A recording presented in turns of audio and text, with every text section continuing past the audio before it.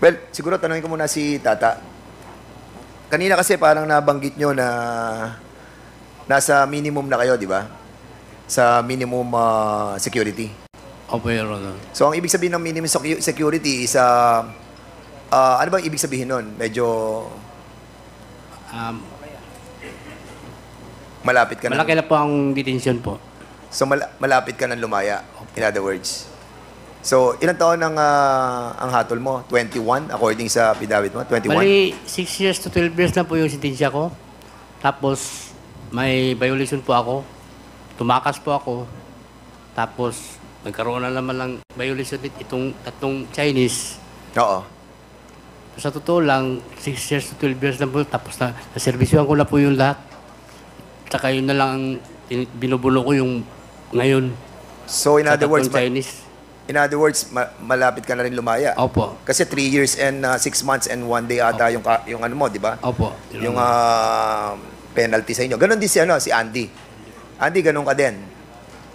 Opo, Your Honor. Okay. So, kung malapit na kayong makalaya dahil after so many years, si Andy ata, 25 years ang binuno mo, no? Yes po, Your Honor. 1999 ka pa nandun. 1999 po ako nandun pa sa City Jail po. So, in other words, mga 3 taon na lang ang bubunuin nyo. Ano? Opo. Hindi ko kasi ma-gets eh. Ano makukuha nyo on trying to tell your story in this committee? Ano yung parang benepisyo sa inyo? Ano po, Your Honor? Ang ibig sabihin, dahil sa ginagawa nyong ito, no, na nagbuwis na kayo ng mahabang panahon sa kulungan, 25 years, kamo. Ikaw naman, 21 years.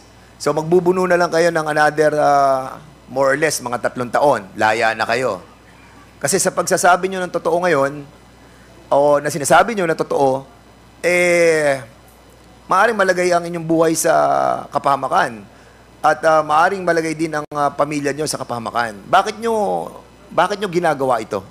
Para matapos na itong ano na ito, ginagawa nilang kasamaan. So, in other words, para bang, kasi kanina may sinabi kayo, may galit kayo, no? Dahil niloko kayo. Sana rin yun po. Na gusto na kayong, sinabi sa inyo na aside sa pera, palalayain namin kayo. Tanggapin nyo lamang yung, di ba? Opo. Binanggit ba sa inyo yun na tanggapin nyo lamang yung pagpatay sa 3 Chinese, ay bibigyan kayo, palalayain kayo at bibigyan kayo ng pardon? Opo, yun ang sinabi nila. Kausapin daw nila yung presidente. So in other words, may galit kaya ginagawa niyo to para sa bayan. So, sinabi mo kanina kasi nakita mo si Garma, Tata. Opo, Your Honor. Si ano ba, si Andy, nakita ba si Garma? Hindi ko po nakita, Your Honor. Hindi mo nakita si Garma? Hindi po. Kasi kanina, I just wanted to confirm, no?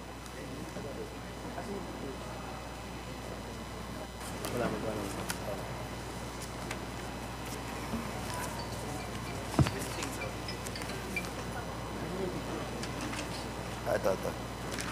May pakita lang ako sa iyo, Tata, para at least bibigay ko sa iyo, no? Bigay nga kay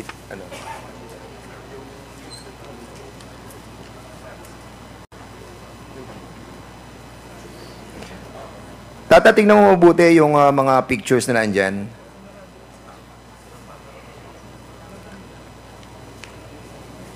Hindi, yung muna isa. Ito muna. Yan. Kilala mo yan?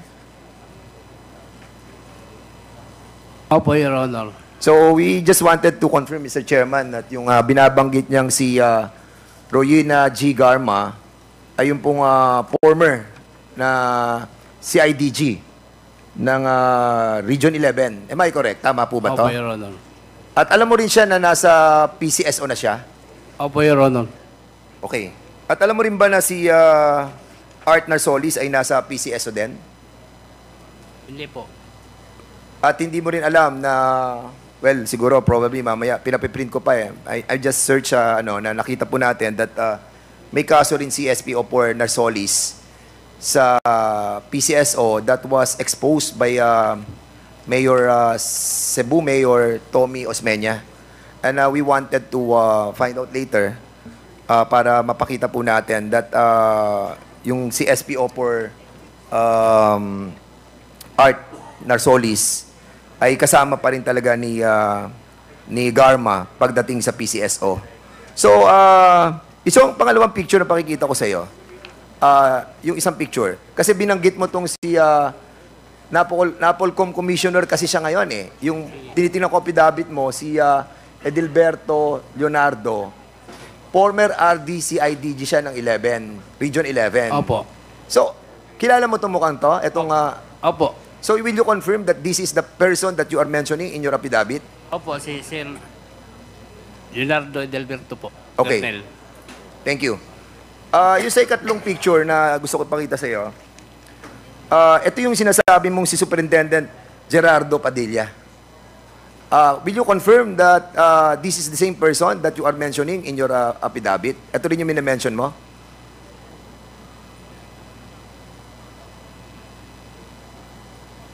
Siya rin ba si Warden or Yes, sir? hindi siya to? Hindi. Hindi to? Hindi. Okay, ayan. Sinusubukan lang kita. So, thank you so much for being so truthful. Kasi, alam mo, ang kredibilidad dito ng ating mga witness ay sinusubukan natin. And basically, you pass may observation. So, pakikuha na lang yung ating mga pictures, no? Kasi yung dalawa, tama ka. Pero yung isa, tama ka pa rin. And basically, now, I agree na yung mga sinasabi mo, totoo. By confirming that kind of, test, no? And, siguro, Mr. Chairman, no?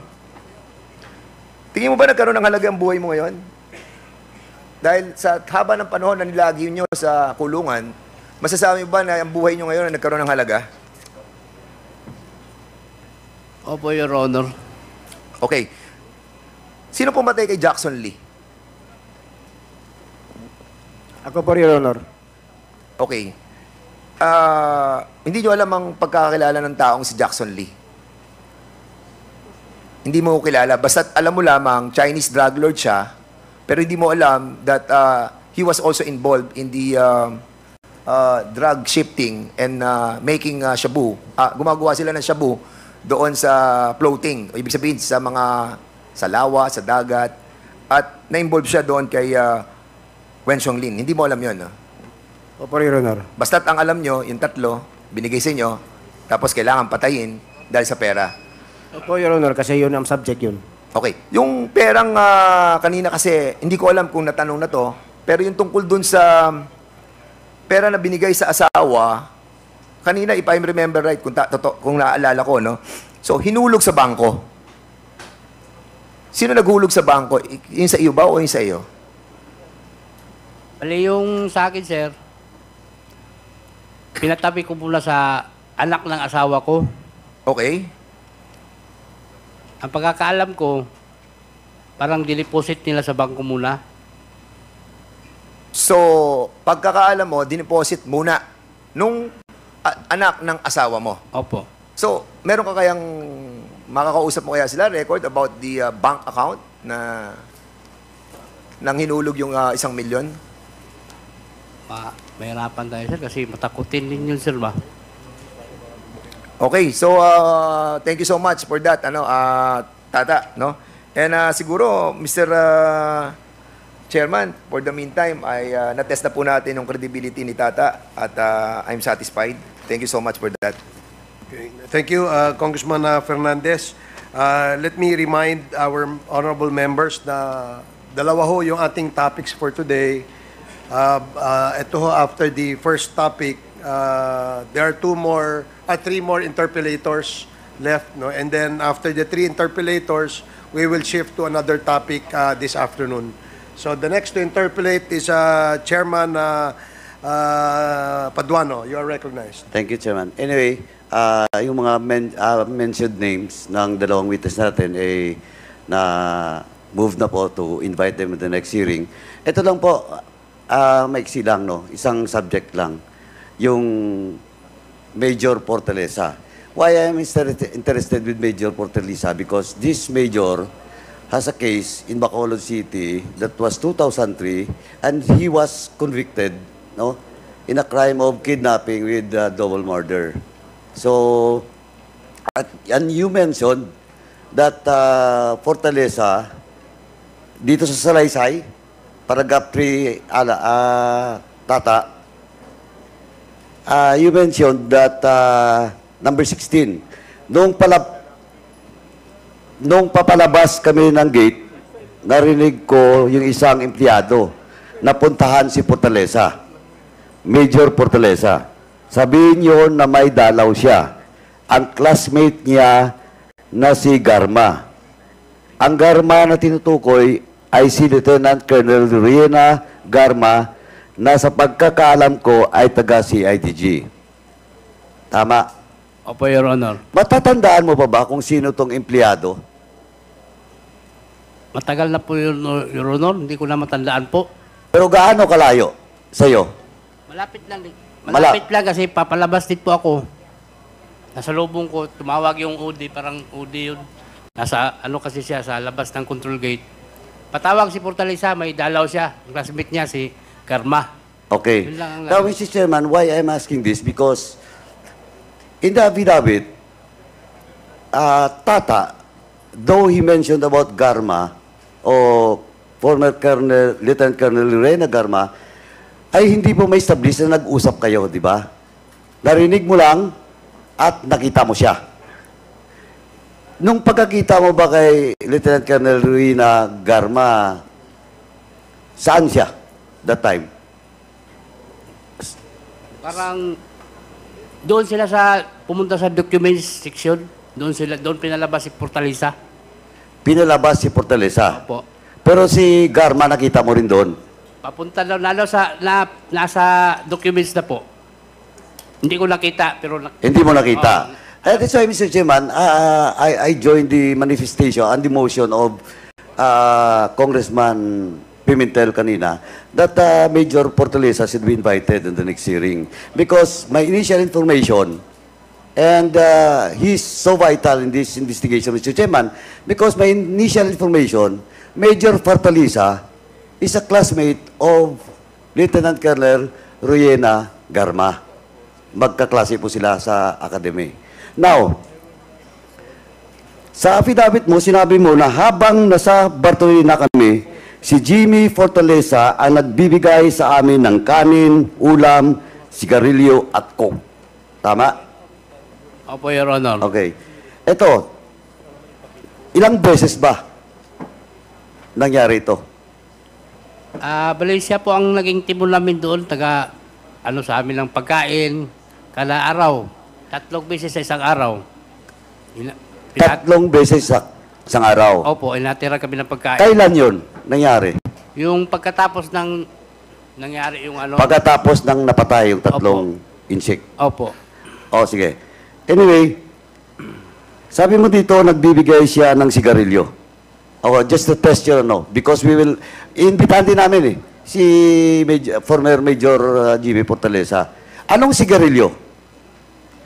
Marlboro po. Marlboro? Opo. Pula o puti? Pula po. Pula. Ilang kaha? Minsan hindi po. Pieces lang po. Pieces. 4 na piraso. Okay. Now, question. Ito, last na lang. Tata, ikaw kasi nag-mention kay Jimmy Fortaleza. Tata, sino bang nauna sa inyo doon sa penal colony, Davao Penal Colony? Ikaw o si Jimmy Fortaleza? Ako po, Your Ikaw. Honor. Now, si Jimmy Fortaleza, ang pagkakaalam mo, saan siyang galing kolonya? Sa NBP po. MVP. Opo. Natatandaan mo ba kung kailan siya inilipat doon? Taon lang.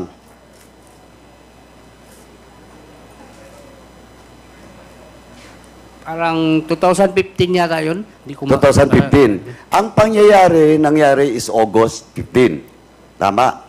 Di ba? Sa August. salaysay mo, August 2016. Opo. Okay. 2015 siya nilipat doon. Opo, Your Honor. During the time, nung panahon na yon, mga almost 1 year, nag-uusap ba kayo ni Fortaleza? Bira lang po kasi nalipat po ako ng maximum compound. Okay, so kilala mo ba siya personal talaga? Hindi po. Hindi mo kilala. Ikaw, Andy, kilala mo ba si Jimmy Fortaleza na personal? Hindi po, Your Honor. Hindi. Nakakausap mo ba siya? Minsan lang po. Minsan. Sa buong pagkakataon na nandun siya at kayo sa Davao Penal Colony, minsan mo lang nakakausap. Opo, Your Honor. Okay.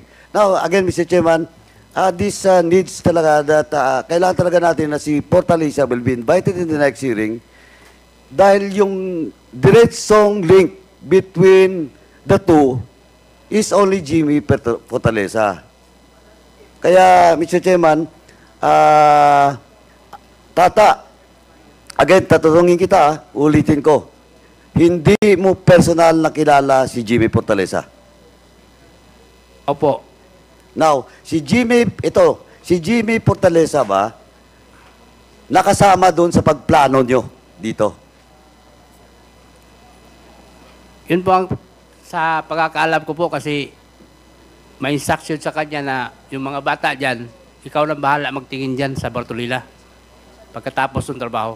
Sino nagsabi sa iyo?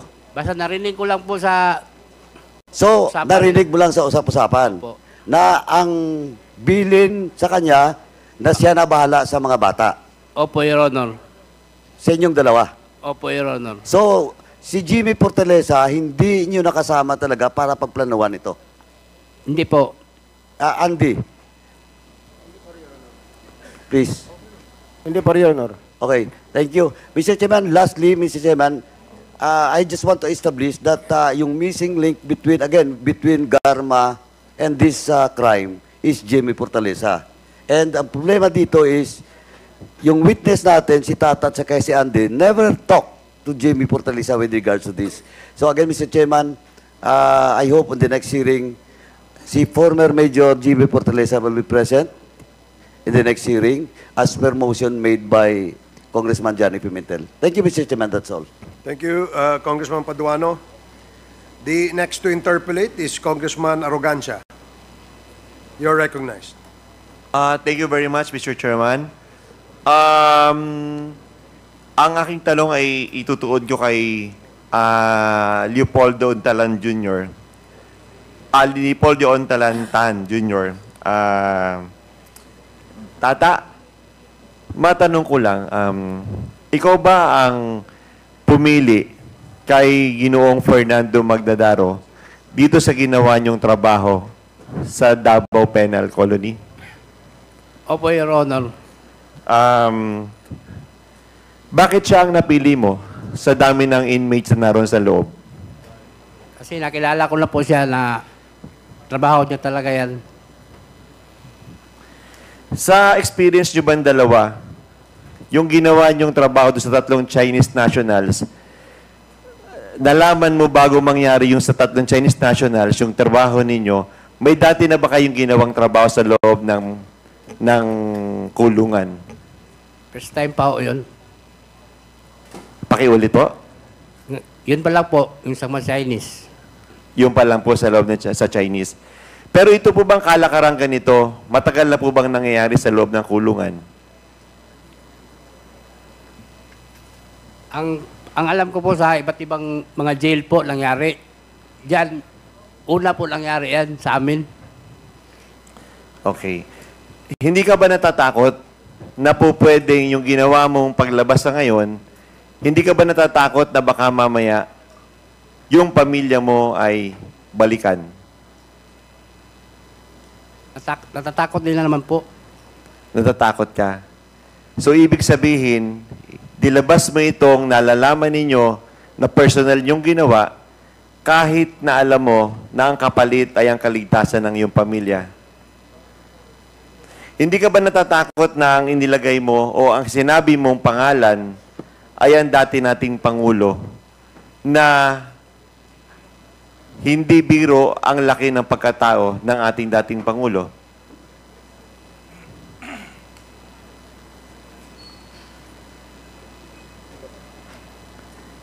Hindi ka natatakot? Hindi na ako, siniwalat ko na yung totoo lang ang sinabi ko.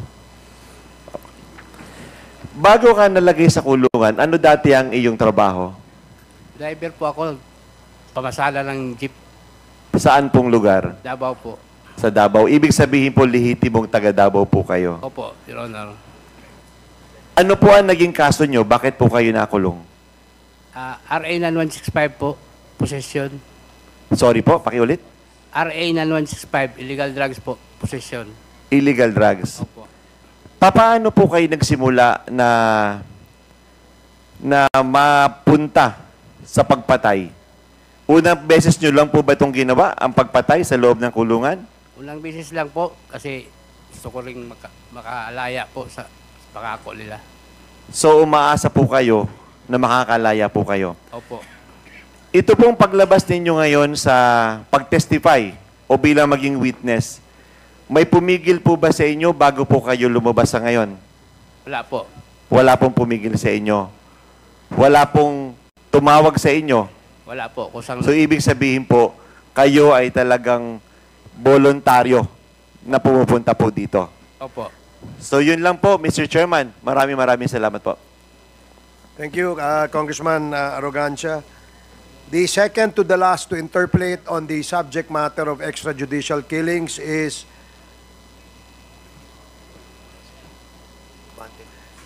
Congressman Ron Salo. You're recognized.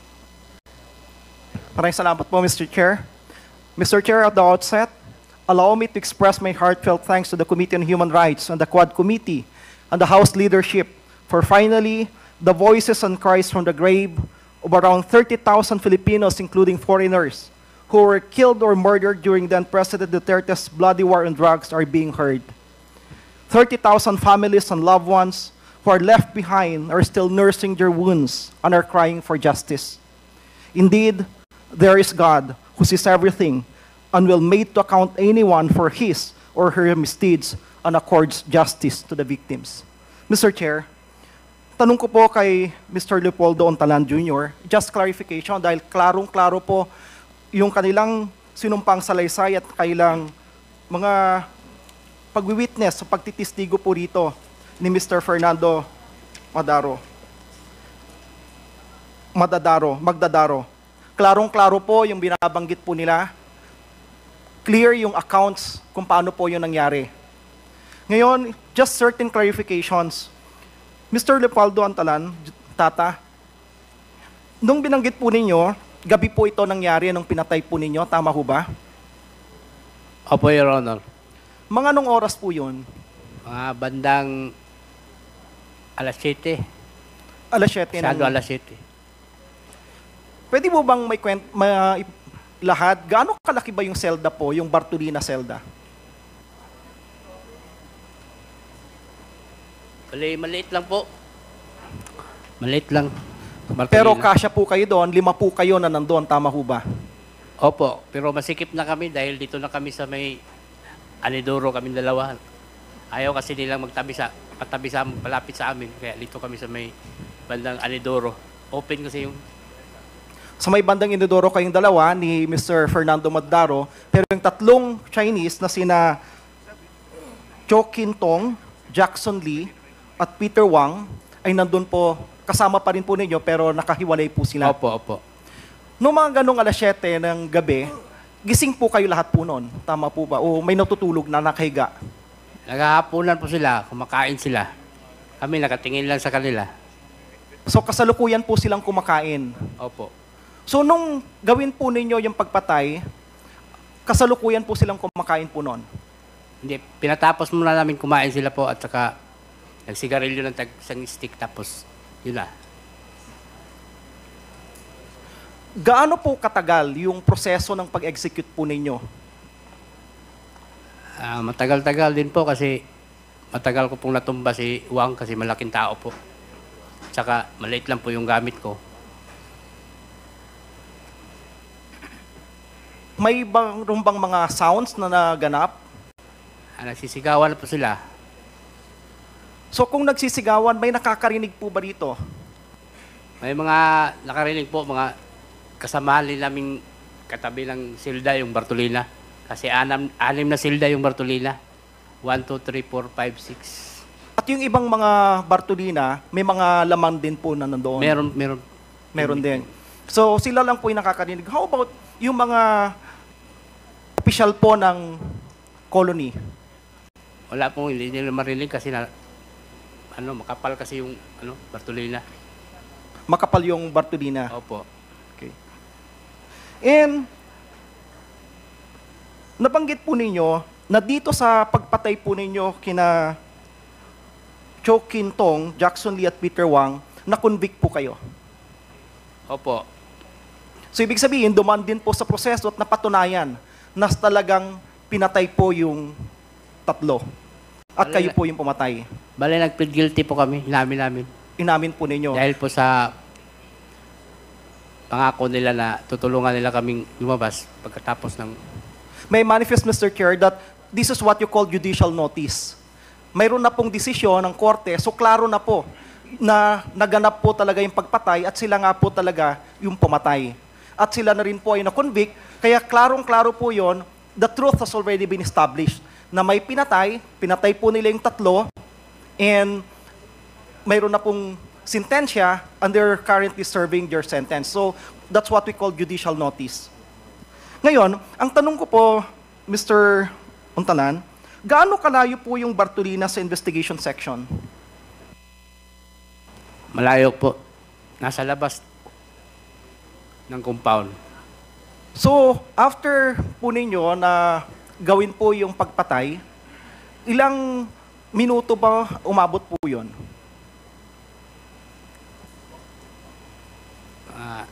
20 minutes o sobra pa. Mga 20 minutes.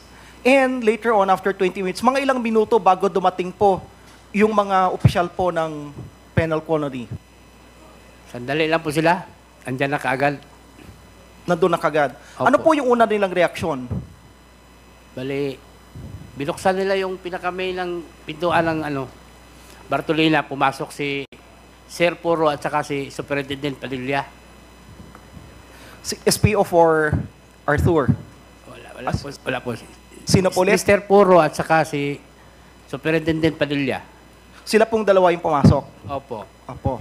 Natural ba yon na yung superintendent mismo ang pumapasok kapag may nangyayaring maganyang kaguluhan? O hindi ba oftentimes, dahil penal colony, malaking penal colony po yan, sino po yung dapat na unang-unang rumiresponde? Hindi po ba yung mga regular na mga at mababa na nasa posisyon? Guards, penal guards? Pero in this particular case, klaro po, si SPO4, at the same time, yung superintendent mismo ang pumasok po kagad po doon. Tama ho ba? Opo, Your Honor. So, it is also consistent yung binabanggit po ninyo na kinausap po kayo. Kaya, nung nangyari, alam na po nila kagad. Tama ho ba yung ganong pag-isip? Opo, Your Honor. Ibig sabihin, in-expect na nila na nung pumunta po sila doon, na nagawa nyo na po yung pinapatrabaho nila. Tama ho ba? Opo, Your Honor. Then after that, nung ilabas po kayo, pusasan po kayo, naglalakad po kayo noon. Gaano po kayo kalapit o kalayo kay Superintendent Padilla? Malapit na malapit lang po kasi pasunod yung lakad namin. Papuntang IS. Mga ilang minuto po yan, yung paglalakad na yan. Mula, dahil sabihin po ninyo, medyo malayo po dahil nasa labas. Gaano po kalayo o katagal po yung paglalakad? 25 minutes, 30 minutes, ganyan po. Ganun po katagal po yun. Bago po kami nakalabas ng inner gate, papuntang IS. Aabot po ng mga 25 minutes. Opo. And during those times, kayo lang pong apat na naglalakad. May isang empleyado, si Sir Puro po, at saka siya, kasama ko. So, bali apat po kayo lahat. Ilan po? Apat kami, apat. Apat po kayo na naglalakad. Then, narinig po ninyo na tumunog po yung cellphone ni Superintendent Padilla. Base po dito sa salaysay po ninyo sa Section 28 or Paragraph 28, habang naglalakad kami, ilang beses na po itong binasa kanina, papuntang investigation section, tumunog ang cellphone ni Superintendent Padilla. Nakita ko na pinindot ni Superintendent Padilla ang kanyang cellphone. Nadinig ko ang sinabi nung tumawag kay Superintendent Padilla. Nung pagkapindot, may malala po ba kayo na sinabi si Superintendent Padilla bago nagsalita yung kausap po niya sa cellphone? Wala po. Basta congrats lang siya, narinig ko, congrats. Job well done. So, ulitin po natin ang sinabi dito, nadinig ko na sinabi nung tumawag kay Superintendent Padilla, "Congrats, Superintendent Padilla, job well done." Pero grabe yung ginawang dinuguan. So, ang next question ko po dito, of course, dinig po ninyo. Ano po yung sinabi kung mayroon man ni Superintendent Padilla in response dun po sa tawag sa kanya? Bali, naputol na po kasi dumating na kami doon sa opisina ng IS. Sinabi niya sa kasamahan niya na tumawag yung presidente sa akin, nag-congrats. Panghuling tanong, ano po yung reaction po ng Superintendent Padilla nang tawagan po siya ng sabi po ninyo ni Presidente? Parang masayang-masaya siya. Nakita ko sa mukha niya, tumatawa siya. So masayang-masaya po siya. So ibig sabihin, successful yung kanilang ginawa po na quote-unquote trabaho. Opo, Your Honor. Wala na po akong may tatanong, Mr. Chair. Maraming salamat po. Thank you, Congressman Salo. The last to interpolate on the subject matter of extrajudicial killings is the chair of the Committee on Human Rights, Chairman Benny Abante. You are recognized. Thank you, Mr. Chair. Mr. Chair, may I just make a manifestation that what we're doing right now is just to establish the fact that many people have been killed in this war on drugs. I would like to reiterate, since the time that we have investigated and heard in the Committee on Human Rights on the EJK, that we believe in the war on drugs. What I do not believe is that why would more than 20,000